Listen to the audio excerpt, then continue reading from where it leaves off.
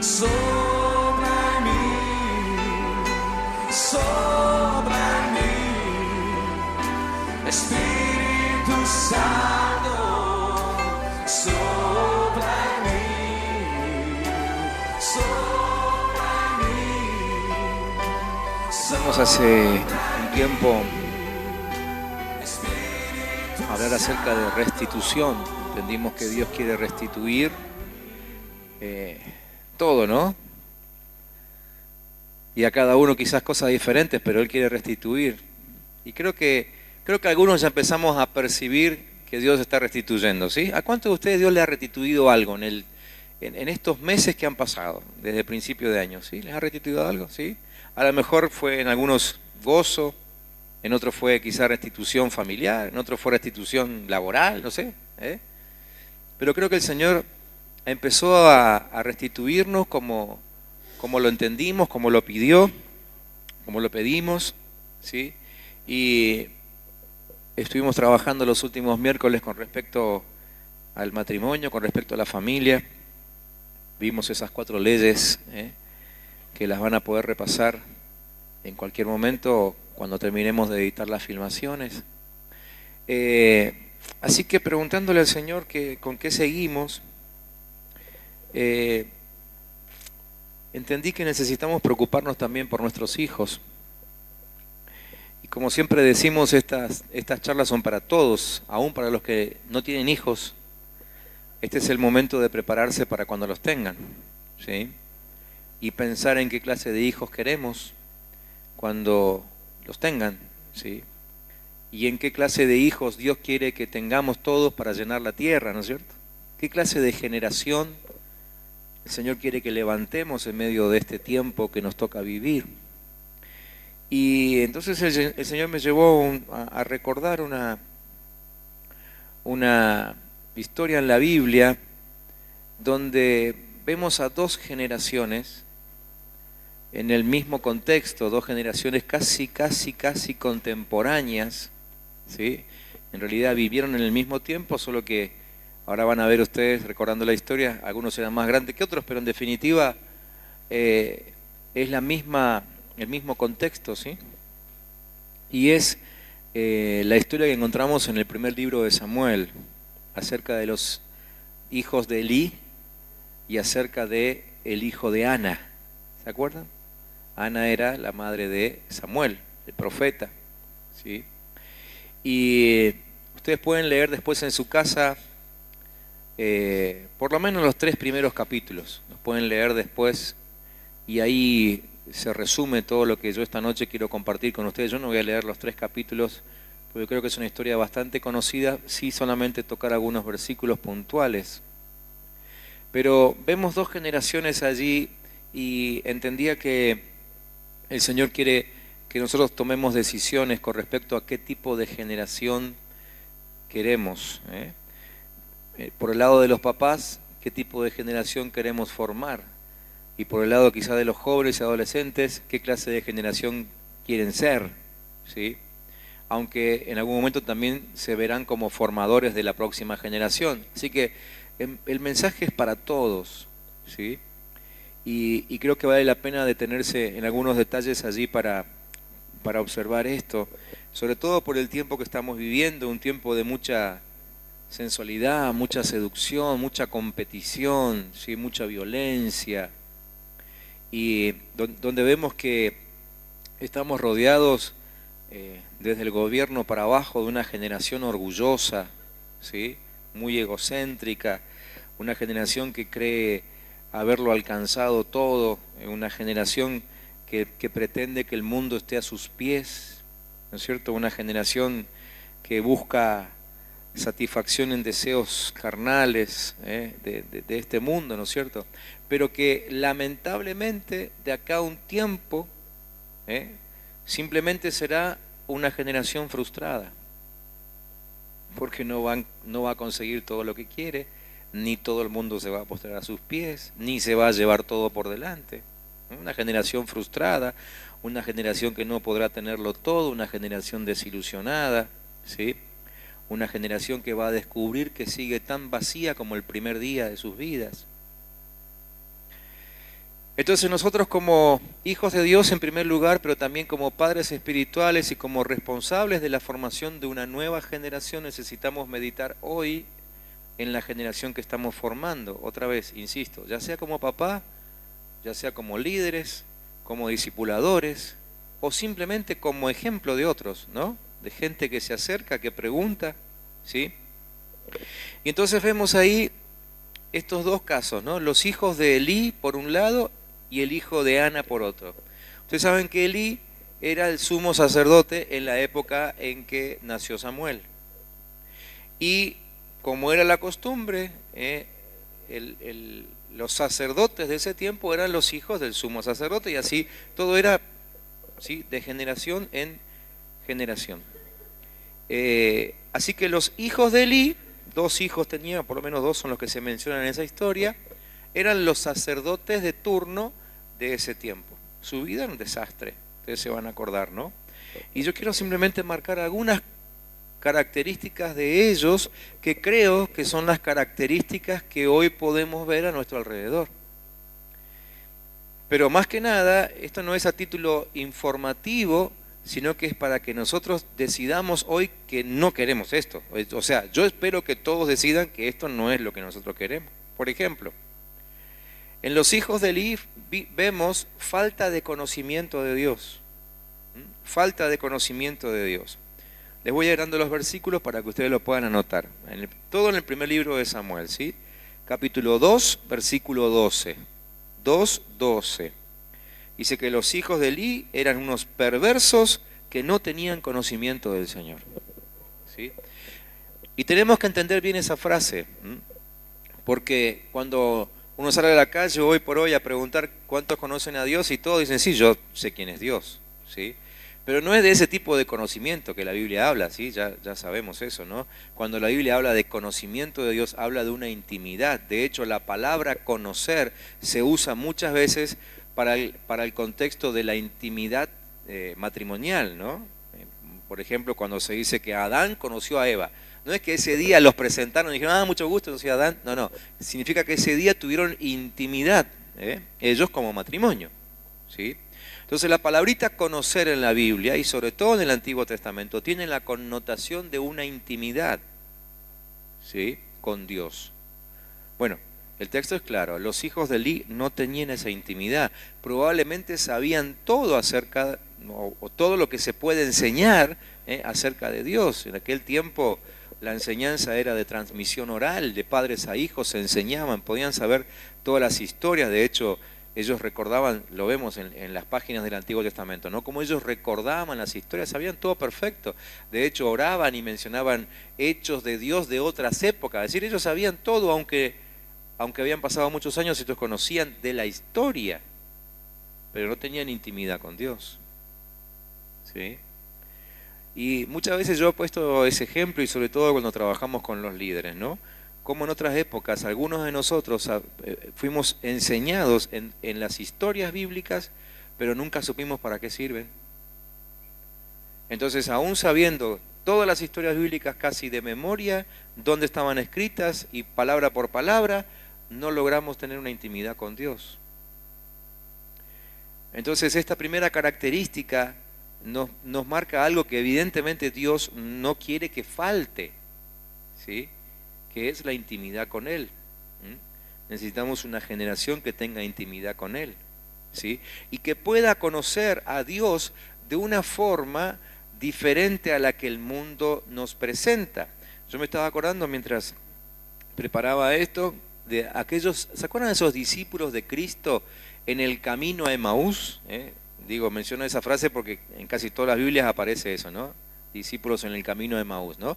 Después que Jesús resucitó, dice que algunos discípulos se volvían a sus ciudades y Jesús los encontró en el camino y les empezó a hablar y ellos no lo reconocieron. O sea, habían estado con Jesús, no sé, esos discípulos cuánto tiempo, pero ¿cuánto puede ser un mínimo? ¿Un año por lo menos? En otro caso 2, en otro caso 3. En aquel tiempo los discípulos no era que iban una vez a la semana a sentarse como ustedes aquí, a escuchar y a lo mejor están delante del pastor una hora. No, el discípulo vivía con el maestro, ¿sí? Todo el tiempo. andaban con él, no sé si no tenían nada que hacer, pero salían a caminar, recorrían la zona, porque el maestro les enseñaba así, ¿sí? Así que se pasaban muchas horas del día con el maestro. Por eso es que resulta tan raro esa historia ahí, al final del Evangelio de Lucas, sobre todo, que esos discípulos no conocieran a Jesús. ¿Cómo puede ser que no lo conocían si estaban todo el día con él? Lo que pasa es que quizás a ellos les pasó lo que también nos suele pasar a nosotros, ¿no? Ellos conocieron a un Jesús muy mundano, o muy hombre, pero no conocían al Jesús glorificado. Y es lo que a veces vemos en esta generación, ¿no? Como que tenemos una generación que tiene a Jesús como muy, muy ser humano. Lo vemos, por ejemplo, en la gente. ¿Vieron que hay gente que, no sé si no puede decir Dios o una cosa así, pero le dicen el barba, el flaco, ¿no? El de arriba? No sé si que no pueden decir Dios o qué.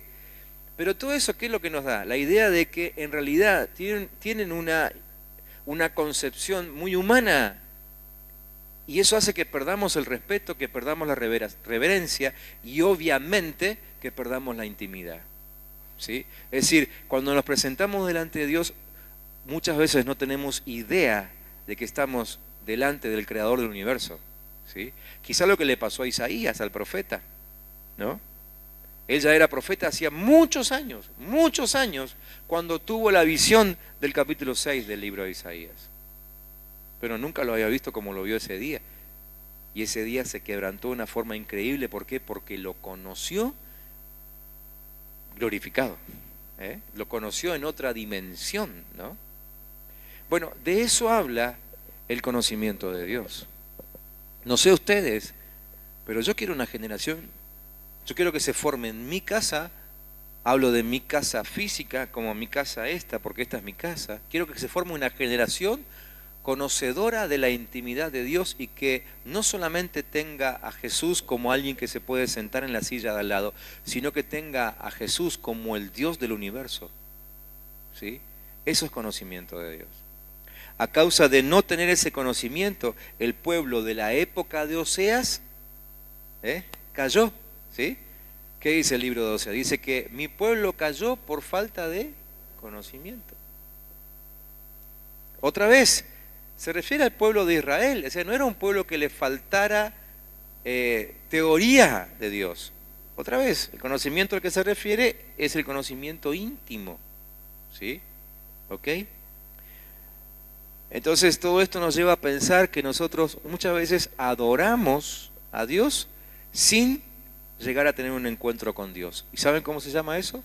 Religiosidad. Quizá el peor espíritu que pueda atacar a la iglesia, el espíritu de religiosidad, ¿sí? Entonces tenemos a una iglesia que está cantando, todo con los ojos cerrados, todos manos levantadas, pero nadie con intimidad. Y lo que Dios está buscando hoy es una generación que lo conozca en la intimidad, ¿sí? No podemos predicar acerca de un Dios al cual no hemos conocido en la intimidad. Por eso es que cuando predicamos no llegamos a nadie, nadie se convierte.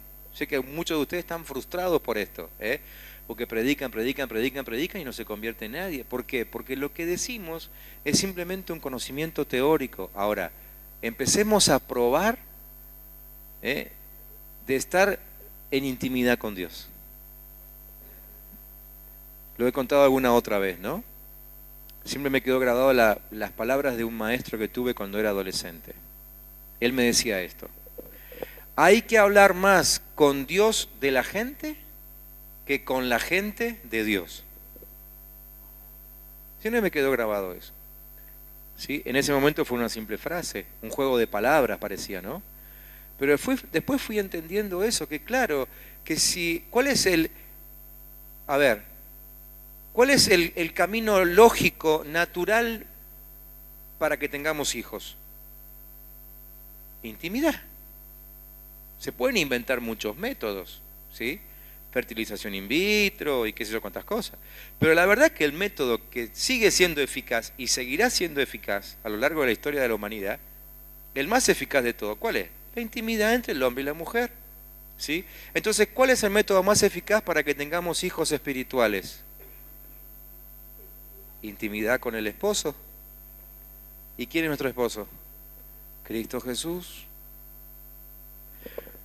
Entonces acá tenemos una gran razón de por qué muchas veces no tenemos hijos espirituales, porque no tenemos intimidad con nuestro esposo. ¿Sí? Creo que los esposos ya saben, que no se puede tener hijos simplemente hablando, ¿no?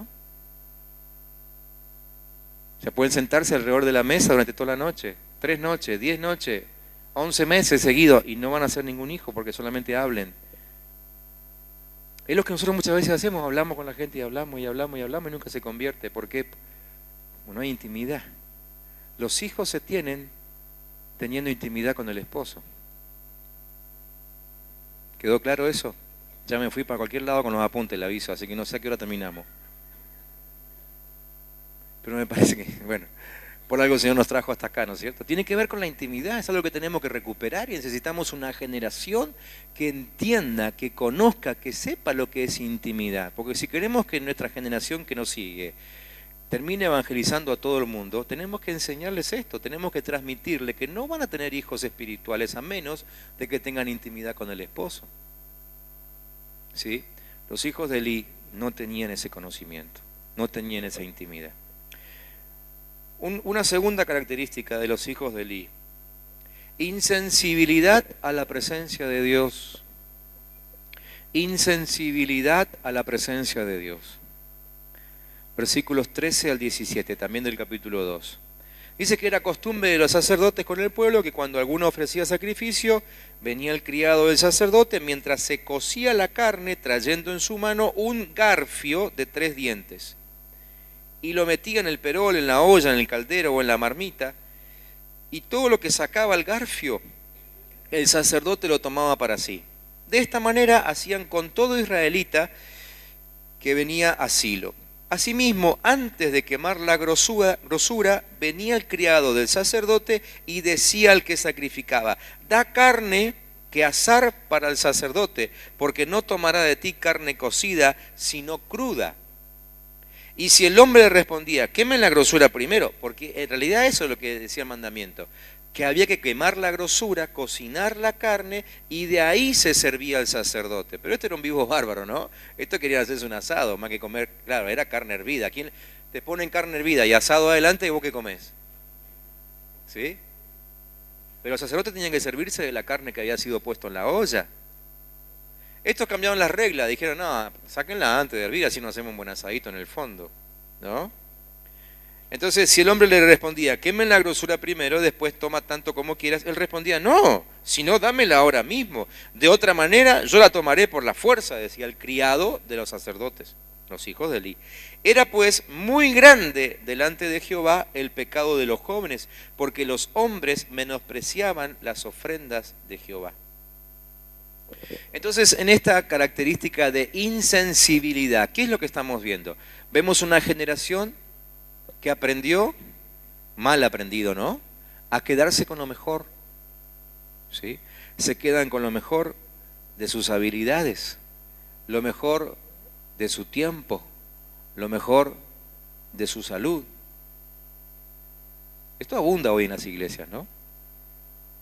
Entonces, los que en las iglesias sirven con lo que sobra, con lo que les queda, un ratito, ¿no? Y le pedís un poco más de tiempo y si no, mi prioridad es el trabajo, el estudio, y algunos inclusive involucran la familia, qué sé yo, cuántas tantas cosas, ¿no? O sea, lo mejor que tienen para darle al Señor, que es lo que el Señor quiere, se lo quedan para uso personal, para uso propio, ¿sí? Uno se da cuenta que disfrutan mucho más del tiempo con amigos, en un partidito de fútbol, en una mateada, ¿sí?, que su servicio en la iglesia, ¿no? El servicio en la iglesia es rapidito y dale que me tengo que ir. ¿A qué hora termina esto, che? Como algunos preguntaban el sábado, ¿no? ¿Y a qué hora termina la actividad del sábado? Y yo le contestaba: todos sabemos a qué hora entramos, nadie sabe a qué hora salimos. ¿Sí? Pero bueno, eso pasa siempre, ¿no es cierto? ¿Y hasta qué hora es? ¿Vigilia? ¿Y hasta qué hora? ¿Vigilia entera toda la noche? ¿Media vigilia? ¿Cómo es? Pero te llaman, che, sal asadito hoy. Bárbaro, ahí estoy, ¿eh? Mirá, no hay problema porque mañana todos laburamos. No hay problema, mañana voy sin dormir, no hay drama. ¿No? Lo mejor de nuestro tiempo, lo mejor de nuestras fuerzas, nos lo quedamos. ¿Queremos una generación así? Si todavía no saben qué quieren, esperen a que lleguemos al final de la historia y creo que los voy a terminar convenciendo de lo que necesitamos querer. Se quedan con lo de Dios, ¿sí? Estos sacerdotes se quedaban con lo que era de Dios porque lo sacaban antes de que Dios lo reciba, ¿sí? Bien. Me hace pensar en aquellos que se quedan con el diezmo, por ejemplo. El diezmo es intocable, todo es de Dios en realidad. Pero Dios en su amor nos permite administrar el 90%, pero el diezmo dice, no me lo toquen, ese es mío. Se quedan con el diezmo. ¿Sí? Es más, muchas veces vimos aquellos que se quedan con lo que consagraron. Nos ha pasado, ¿no? De gente que en alguna reunión de esas efusivas, de mucho fuego, vienen y dicen, siento que tengo que donar esto para la iglesia, para la obra del Señor. Y a los 3 meses vienen y te lo piden de vuelta. ¿Cómo? ¿No era que lo había consagrado? ¿No era una donación? Otra, te lo donan y después dicen, che, yo no doné eso para que se haga eso, pero si lo donaste ya no es tuyo, no tenés derecho de opinar. No, pero así no. Si lo van a usar así, me lo llevo de vuelta. Pero si no es tuyo, ya lo donaste. O sea, pensamos, vemos esa idea loca de que podemos manejar las cosas que son de Dios. Si ya las consagré, sin entrar en detalle de cuando consagramos nuestra vida, ¿no? Por eso a mí a veces dudo en hacer llamados de consagración, porque digo, a ver si no lo meto alguno en un brete, porque a lo mejor sin darse cuenta se consagra y a la semana se arrepiente y quiere retirar la consagración de su vida. Y eso delante de Dios es abominable, ¿no? Sin entrar en detalle de cuántas veces los que estamos aquí presentes nos hemos consagrado al Señor y de recontra consagrado y recontra archi consagrado.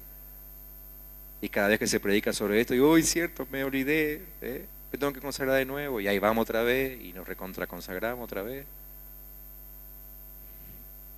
Lo mismo que hacían los hijos de Elí. Sí. Hablar de adoración. Estos sacerdotes evidentemente no entendían nada de lo que significa la adoración. A nosotros nos dicen adoración, 4 canciones, adoración, 4 canciones. No, adoración no tiene que ver exactamente con música. ¿Sí? Adoración también tiene que ver con silencio de pronto, ¿no? Adoración tiene que ver con decir cosas, con escribir cosas, con dibujar cosas. Un montón de cosas, pero sobre todo, adoración tiene que ver con nuestra respuesta delante del Rey. Repito, adoración tiene que ver, sobre todo, con nuestra respuesta delante del Rey. Y ahí estamos en el horno, porque a veces venimos al culto y nos vamos 2 horas y media después sin haber tenido en cuenta que estuvimos delante del Rey de Reyes, Señor de Señores, Creador del universo y mi Creador, ¿no? Y nos manejamos acá como si estuviésemos delante del vecino de casa. Adoración es eso, es el cómo reaccionamos ante su presencia. O sea, dicho de otra forma, estos hijos de Elí no tenían ni 5 de temor de Dios. ¿Sí? Y vemos hoy también eso en la iglesia. No hay temor. Dios se presenta como Rey que es, tremenda majestad, increíble, admirable, y nosotros nos comportamos como si nada. Tercero, corrupción moral. Capítulo 2, versículo 22, dice que Elí era muy viejo y oía de todo lo que sus hijos hacían con todo Israel y cómo dormían con las mujeres que velaban a la puerta del tabernáculo de reunión. Uno puede preguntarse qué hacían esas mujeres ahí. Hay muchas respuestas. Algunas estaban ahí por ofrendar su vida al Señor realmente. Pero evidentemente ellos tenían un poder de convicción, ejercían un abuso psicológico, emocional, espiritual, para aprovecharse de ellas, ¿no? Corrupción moral, ¿sí? Es decir, otra vez, lo que venía para ser consagrado a Dios, ellos lo terminaban usando para su propio deleite, ¿sí? Cumplían con sus funciones a la vista del pueblo, pero manifestaban su carnalidad a escondidas, ¿sí?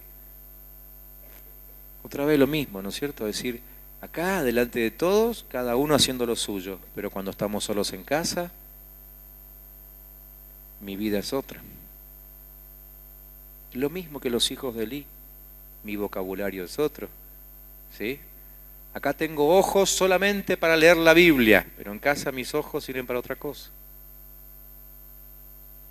Acá mis manos solamente son levantadas en adoración al Rey, pero en casa toco otra cosa. ¿No?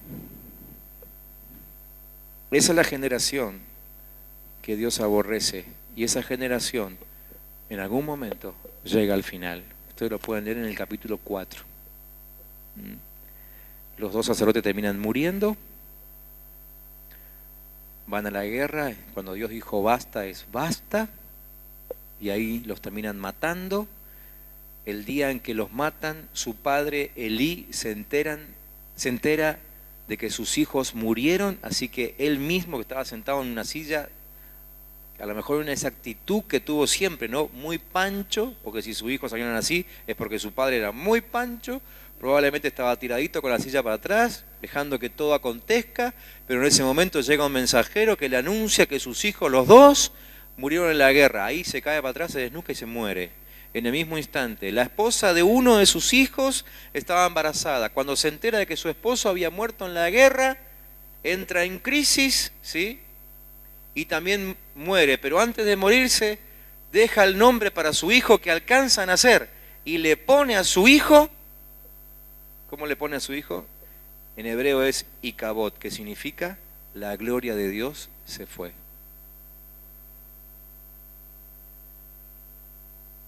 Es decir, Dios espera hasta que se le hace tarde, porque Dios tiene planes.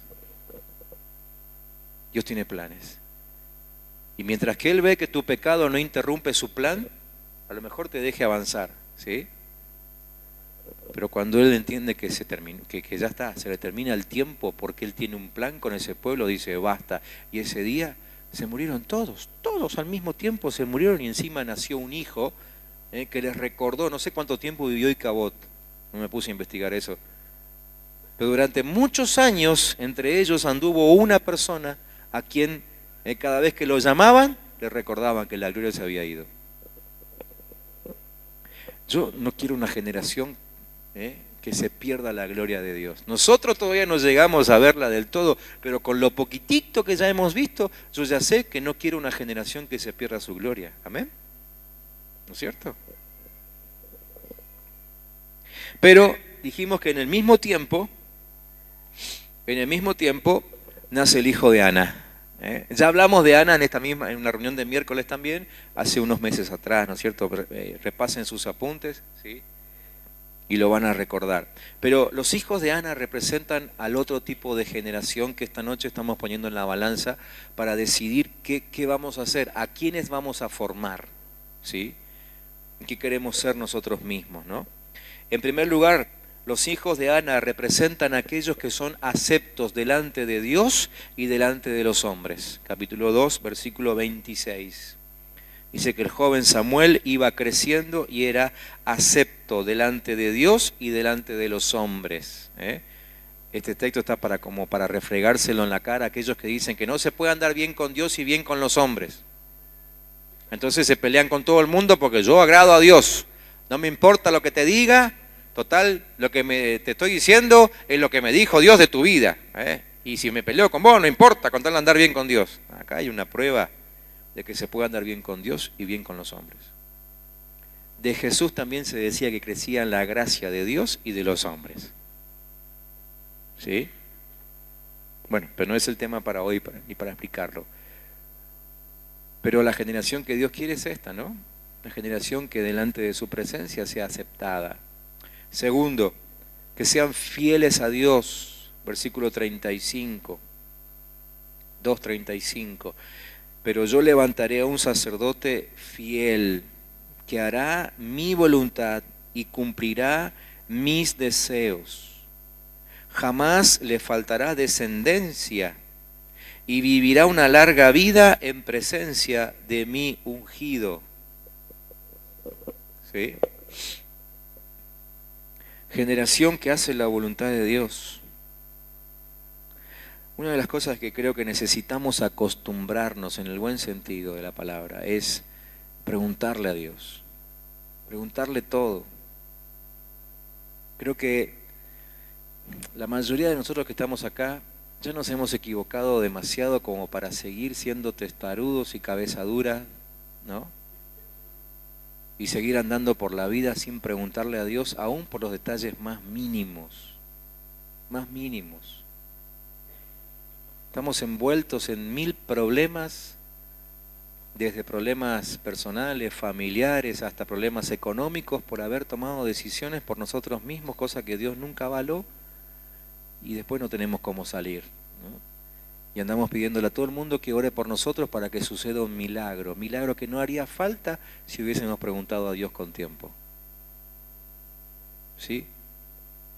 Necesitamos eso, acostumbrarnos nosotros y que nuestros hijos que van creciendo, mirándonos a nosotros, nos vean que nosotros antes de decidir cualquier cosa hemos orado y hemos buscado la voluntad de Dios. Tercero, una generación que ande delante de Cristo. Otra vez, la última frase del versículo 35 dice: vivirá una larga vida en presencia de mi ungido. Cuando Dios dice eso, ¿quién es el ungido de Dios? Cristo. ¿Sí? Mesías significa el ungido de Dios. Cristo era el ungido, ¿no? Necesitamos una generación que ande delante de Cristo, preparando el camino del Señor como lo hizo Juan el Bautista. ¿Sí? Cuarto, una generación que duerme al lado del arca. Capítulo 3, versículo 3, dice que, les leo, dice que Samuel dormía en el santuario donde se encontraba el arca de Dios. ¿Sí? O sea, se había ido con el colchoncito para allá, no era la habitación de él. Evidentemente se había mudado a la presencia. ¿Sí? Él había entendido, Samuel trabajaba todo el día en el templo, pero probablemente él entendió que de noche, en medio de la inconsciencia, necesitaba asegurarse de permanecer en la presencia de Dios. Así que se llevó el colchón al lado del arca, ¿no? Y yo creo que lo que necesitamos es una generación que se asegure que aún en medio de nuestra mayor inconsciencia no nos apartemos de Dios. Todos tenemos actos de inconsciencia, ¿no? No me refiero a cuando te dicen inconsciente en la calle porque doblaste mal una esquina, ¿no? Me refiero a esos actos que hacemos automáticamente. Me refiero a esos actos que hacemos sin pensar, donde somos inconscientes, no en el mal sentido. Somos inconscientes simplemente porque no atravesamos esa decisión por la conciencia, no la elevamos al grado de pensamiento. ¿Sí? Lo hacemos automáticamente, pero asegurarnos que aún, aunque nos movamos en la inconsciencia, nuestra vida no se aparta de Dios. Todos tenemos cada día actos inconscientes, que es una condición lógica de la experiencia. ¿Sí? Si el que está trabajando ya hace 18 años en una oficina y siempre hace lo mismo, trabaja inconscientemente porque ya no se preocupa como el primer día, ¿no? Ya sus manos llevan el tornillo solo al agujerito, ¿no? Lo hace inconscientemente, no porque sea un inconsciente, sino porque su experiencia le permite moverse con esa libertad. Entonces la experiencia de Samuel, ¿qué es lo que nos enseña? Nos enseña que aunque nuestra experiencia nos lleve a manejarnos con libertad, ni aún así me quiero apartar de la presencia de Dios. Que todo acto inconsciente, automático, provocado por la experiencia, siempre se mantenga a la luz de Dios, bajo los ojos del Altísimo. Una generación, ¿sí?, que no se separa de Dios ni cuando duerme. Esa es la idea, ¿no? 5. Una generación que responda, heme aquí. Bueno, ustedes pueden leer después el capítulo 3 en adelante, ahí el Señor comienza a llamar a Samuel, pero él todavía no conocía la voz de Dios. Porque en esa época Dios no hablaba. ¿Por qué no hablaba? Y por los hijos de Elí, por Elí mismo. Dios había retirado su gloria, acuérdense, ¿no? Entonces él no conocía la voz audible de Dios. Pero evidentemente lo que le habían enseñado acerca de Dios hacía que él se mantenga apasionado por Dios, aunque nadie le hablaba de Dios. ¿Sí? Es decir, creo que aún como padres tenemos una lección para aprender aquí, ¿no? Enseñar a nuestros hijos acerca de Dios a tal punto de que ellos deseen a Dios, aunque no escuchen de Él durante un buen tiempo. Que nunca dejen de desearlo, ¿no? Hoy que vemos, hoy vemos papás que una de dos, o no traen nunca a sus hijos a la iglesia, o los traen a la rastra porque no quiero que se aparte, ¿viste? Porque si no viene al culto, después se me termina apartando. Si le enseñas en tu casa, no tiene por qué apartarse. Está bien, está muy bien que se congregue, pero por alguna situación no se puede congregar, no tiene por qué apartarse. Si le enseñaste bien en tu casa, no se va a apartar. Y ese no apartarse va a hacer que en algún momento Dios lo vea y Dios se acerque a él, no él a Dios, sino Dios a él, como se acercó Dios a Samuel. ¿Sí? Esa generación es la que necesitamos. Una más. Una generación que no deje caer la palabra, que no deje morir la palabra. Dice 3:19, que mientras Samuel crecía, el Señor estuvo con él y confirmó todo lo que le había dicho. O sea, Samuel siempre se preocupó de que se cumpla cada palabra de Dios. Voy a hacer 2 preguntas. Para la primera, levantame la mano. Para la segunda, te libero de levantarme la mano. Primera, ¿cuántos de ustedes alguna vez han recibido una palabra de Dios? Bien, acuérdate, la que te voy a hacer ahora, no hace falta que me levante la mano. ¿Cuántos de ustedes se han preocupado de que esa palabra se lleve a cabo? No sé, no están levantando la mano, así que no sé, ¿sí? Pero es para que pienses. Quizá la palabra quedó en el olvido. O a lo mejor simplemente te sentaste en un sillón a esperar que suceda. A veces hay que esperar que suceda. Pero a veces la palabra viene con algunas indicaciones muy claras de parte de Dios para que llegues a ese lugar en algún momento. ¿Sí? Samuel representa una generación que se preocupó de que todo lo que Dios dijo se cumpla. ¿Sí? No porque Dios no tenga el poder de que se cumplan, no, es que para que se cumplan tiene que darse ciertas condiciones. ¿Me entienden? Volviendo otra vez a lo de los hijos, ¿no? Lo que le hablaba de la intimidad. A lo mejor Dios llega un día y te dice, bueno, vas a tener 2 hijos varones y una mujer. ¡Oh, buenísimo! Pero nunca hay intimidad en el matrimonio y por más que Dios lo haya dicho, no te van a nacer los hijos. No es que Dios dice, bueno, me cansé, estos no se unen nunca duermen juntos, así que ahí vayan los 3 juntos al mismo tiempo. No, no va a pasar nunca. Es decir, el mismo maestro que les dije hoy que me enseñó que hay que hablar más con Dios de los hombres que con los hombres de Dios, me dijo una vez cuando yo le pregunté por qué algunas cosas no suceden. Me acuerdo que él no me contestó la pregunta, sino que me dio un ejemplo. Me dice, ¿viste la puerta? Sí, le digo, la veo, está ahí. ¿Viste que tiene una manija? Sí, como todas las puertas, le digo. ¿Sabes para qué es la manija? A esa altura yo ya le dije, sí, creo que sí. Vi que a algo apuntaba, ¿no? Él me enseñó, la manija está ahí para que vos la bajes y puedas entrar. Vos podés pararte delante de esa puerta durante 10 meses seguidos, de rodilla y sobre sal, ayunando y gritando a gritos, clamando a gritos que Dios te abra la puerta y Dios no te la va a abrir, porque para eso le dio la creatividad a alguien, para que invente la manija. Entonces hay cosas que tenemos que hacer nosotros, ¿sí? Si Dios te dio una palabra, por favor, rescatala del baúl de los recuerdos en estos días. Y volvé a preguntarle a Dios si la palabra se va a cumplir por sí sola o si vos tenés que hacer algo para llegar al cumplimiento de la palabra. Probablemente Dios te diga, no, vos esperá, no hagas nada porque se va a cumplir, porque hay veces que eso pasa, ¿sí? Pero la mayoría de las veces hay un camino que Dios ha trazado para llegar al cumplimiento de la palabra. La generación que tenemos que levantar es una generación que no se da el lujo de dejar caer ni una sola palabra, ¿sí? Y ahora, como papás de hijos que en este tiempo están empezando a recibir palabra, somos más que responsables de cuidar que nuestros hijos lleven adelante el cumplimiento de esa palabra, ¿sí? Y que Dios haga todo lo que dijo con esos hijos. ¿Me están entendiendo, no? Amén. Entonces esta noche, antes de terminar, yo quisiera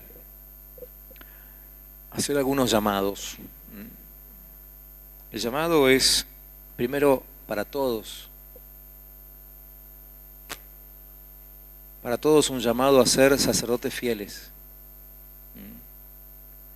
No como los hijos de Elí, infieles, irrespetuosos, sin temor de Dios, para nada.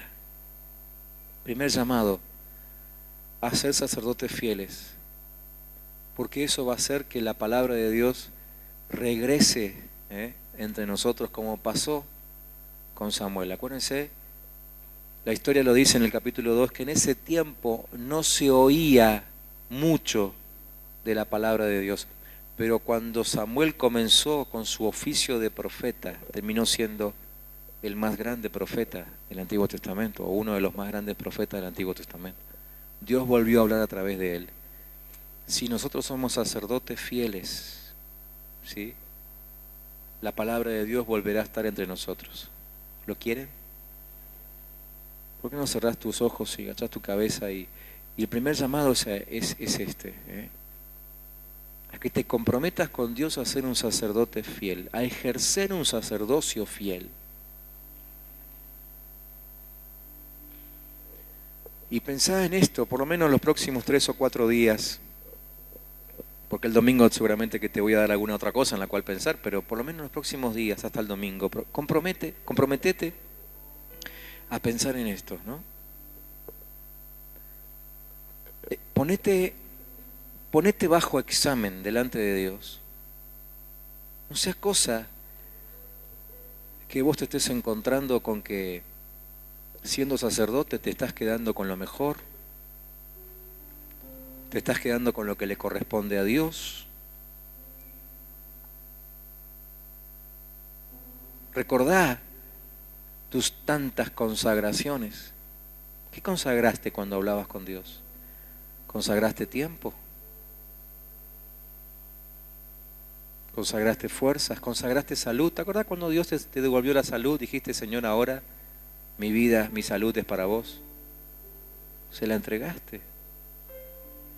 ¿Consagraste familia? ¿Consagraste trabajo? Señor, si me das trabajo, te voy a servir en ese trabajo. ¿Qué consagraste?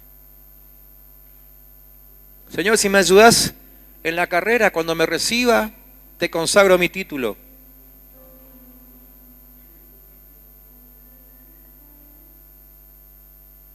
¿Qué consagraste? Por favor, poné bajo examen tu sacerdocio, tu administración. No sea cosa que en tu garfio se haya enganchado algo que le pertenece a Dios.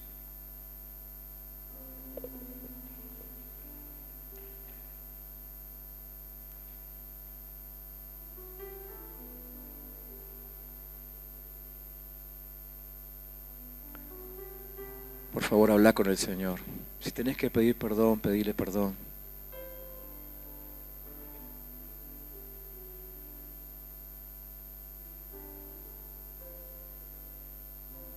Pero no salgas de acá hoy sin haber reconsagrado tu sacerdocio. Escuchamos bien el fin de semana, se nos recordó varias veces que somos reyes y sacerdotes. Ya lo somos. Los hijos de Elí lo fueron. Dios le permitió ejercer durante un tiempo un sacerdocio hasta que se terminó el tiempo y los cortó. Vos ya sos sacerdote. No sea cosa que te encuentres al fin de los tiempos de Dios y Dios termine cortándote. Considera tu sacerdocio. Anímate a preguntarle al Señor, el que todo lo ve. Anímate a decirle, Señor, ¿cómo ves mi sacerdocio? ¿Cómo ves mi sacerdocio? Antes que el fuego se acabe y todo esté perdido, solo en apariencias, se escucha una voz en el silencio.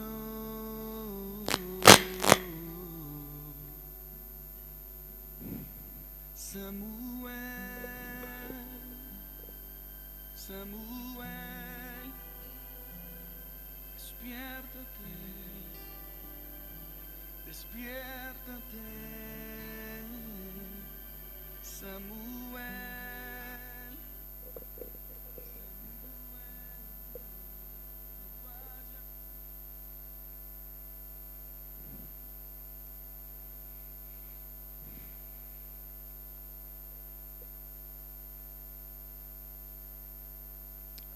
A los jóvenes que están acá, los que hoy tienen la edad de los hijos de Elí, quizás cuando comenzaron a ministrar, de Samuel, el llamado es apartarse de la seducción del mundo. A los hijos de Elí los conquistó, el mundo los conquistó. Y la misma tentación que no pudo resistir a Adán, tampoco la pudieron resistir los hijos de Elí.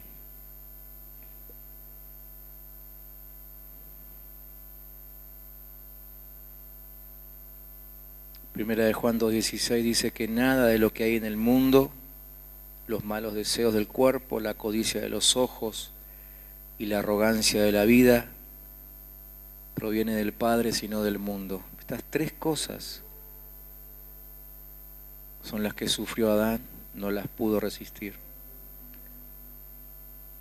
Pero estas tres cosas también son las que sufrió Jesús en el desierto, y Él nos enseña a resistirlas.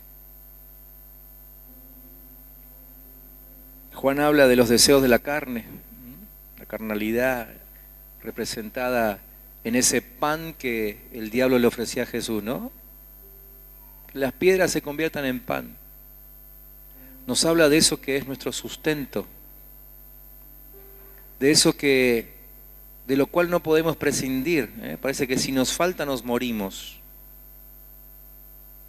¿sí? Es más fuerte que yo. Tengo que volver a eso, ese pecado. Sabés que está mal delante de Dios, pero día tras día tenés que volver a eso. Se transforma en tu sustento, es de lo cual se alimenta tu cuerpo. Pero definitivamente no agrada a Dios. Esos son los deseos de la carne. Los deseos de los ojos.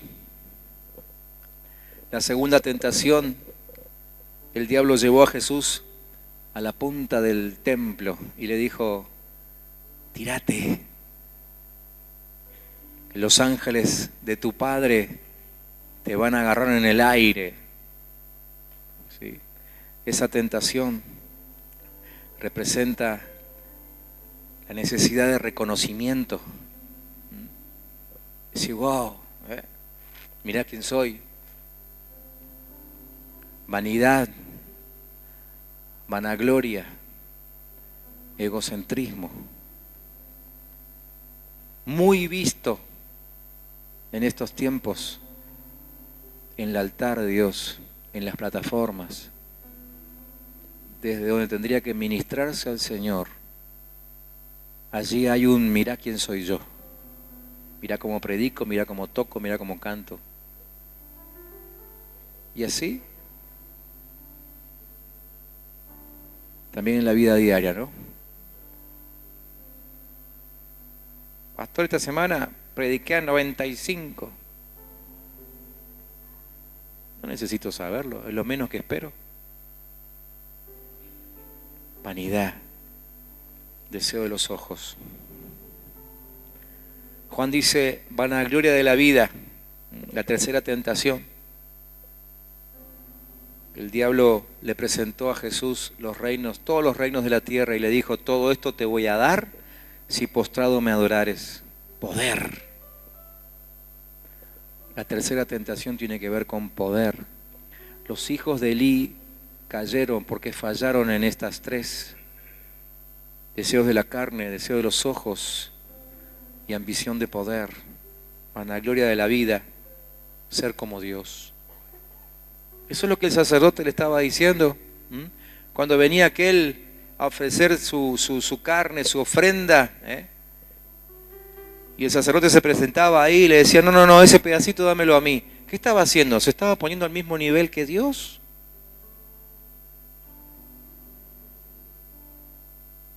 ¿Se estaba atribuyendo el derecho de elegir el pedazo que quería? Algo que solamente está reservado para Dios mismo.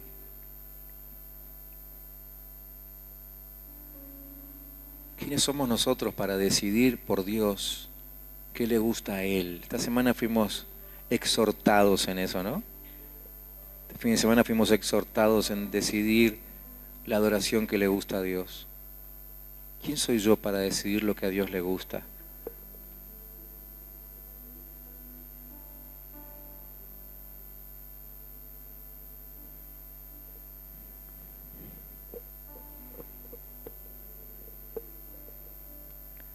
Bueno, dije jóvenes, pero en realidad podría decir todos, ¿no? Todos tenemos que apartarnos de esto, todos. Y el tercer llamado es para aquellos padres que quieren ser como Ana y no como Elí,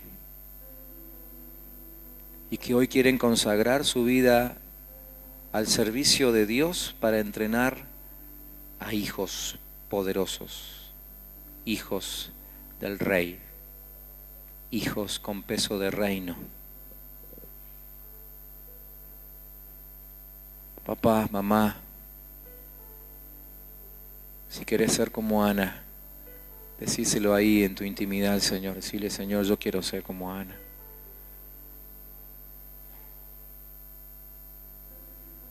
Líderes, digan, Señor, yo quiero formar hijos espirituales como Ana. Hombres y mujeres fieles, consagrados, atentos, respetuosos, temerosos de Dios.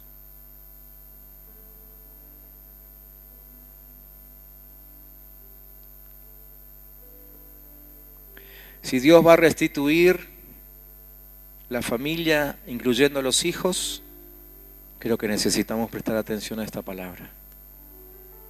Y saber que aún estando dentro de la iglesia y aún dentro del ministerio, podemos tener hijos como Elí. Si no prestamos atención, si nos distraemos, si no cuidamos nuestros pies de que no resbalen.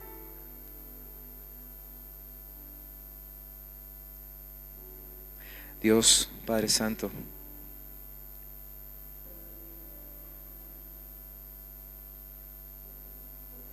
voy a orar en representación de aquellos que quieren ser como Ana. Y si alguno aquí quiere ser como Ana, simplemente diga amén a la oración. Padre Celestial, queremos hijos consagrados a ti, consagrados. Queremos hijos que te sirvan día y noche. En el lugar que se encuentren, te sirvan. Queremos hijos que sirvan al Rey. Y nosotros mismos nos proponemos ser padres, ser líderes, ser discipuladores que oran con el corazón, como oró Ana. Sabemos que Ana oró con el corazón porque nadie escuchó sus palabras. Oraba con el corazón. Queremos ser padres, líderes, discipuladores, dispuestos a soltar a nuestros hijos para que sirvan a Dios, como fue Ana, que llegado el tiempo de su promesa, soltó a su hijo. Pero por el resto de su vida se alegró por ver a su hijo sirviendo a Dios hasta el último día de su vida. Queremos ser padres dispuestos a ser ejemplo de adoración.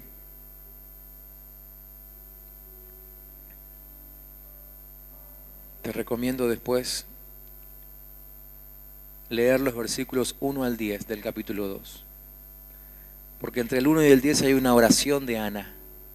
Una oración de adoración. Algunos dicen que fue un cántico. Sea lo que sea, es de adoración.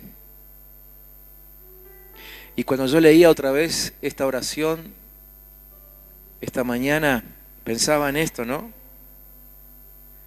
Que Ana, cuando pidió algo para sí misma, oró en voz baja. Pero cuando adoró a Dios, lo hizo en voz alta. Propongámonos, papás, que nuestros hijos escuchen más nuestra alabanza que nuestra queja. Que escuchen más cómo adoramos a Dios por las respuestas obtenidas que los pedidos que hacemos. Y una cosa más que siempre me llamó la atención de Ana.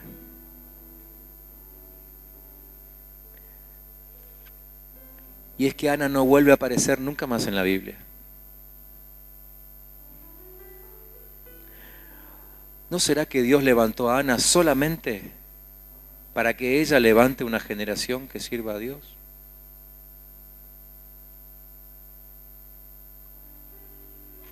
A lo mejor alguno entre nosotros aquí se ha preguntado durante mucho tiempo en qué puede servir a Dios, y a lo mejor en lo que mejor puede servir a Dios es simplemente formando a sus hijos.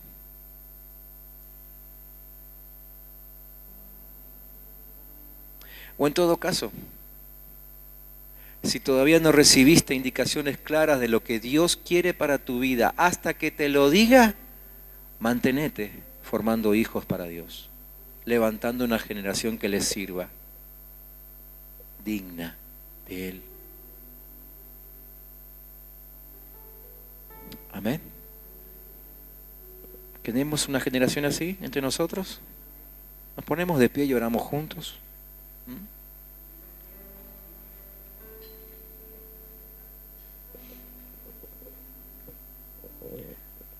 Si podés levantar tus manos al cielo y decir: Señor, Padre del cielo, Padre santo, Padre mío, Padre amado, yo quiero ser protagonista en el levantamiento de una generación nueva, sin mezcla, que te ame por sobre todas las cosas, que esté tan cerca tuyo aun cuando duerma, que experimente a Dios de una forma tan poderosa que a través de sus manos la palabra de Dios vuelva a reinar en medio del pueblo. Oh Dios, danos ese privilegio. Como iglesia, danos el privilegio de ser padre de multitudes. En nombre de Jesús te pido, danos el privilegio de ser padres de multitudes. Que centenas, que miles de hijos podamos levantarte que te sirvan. Que seamos protagonistas de la formación de una generación que sirva a Dios y que conquiste, que extienda el reino. Padre, aunque se olvide nuestro nombre, yo hoy renuncio a que se acuerden de mi nombre en el futuro. Renuncio a eso en el nombre de Jesús. Si alguien lo quiere hacer conmigo, hágalo. Aunque yo desaparezca de la historia como desapareció Ana, pero que la generación que yo levante, que la generación que nosotros levantemos, sea una generación que vuelva al pueblo a Dios, que marque el retorno del pueblo a Dios, que traiga conocimiento de Dios otra vez, que vuelva tu palabra al pueblo, Señor, a causa de la generación que estamos levantando.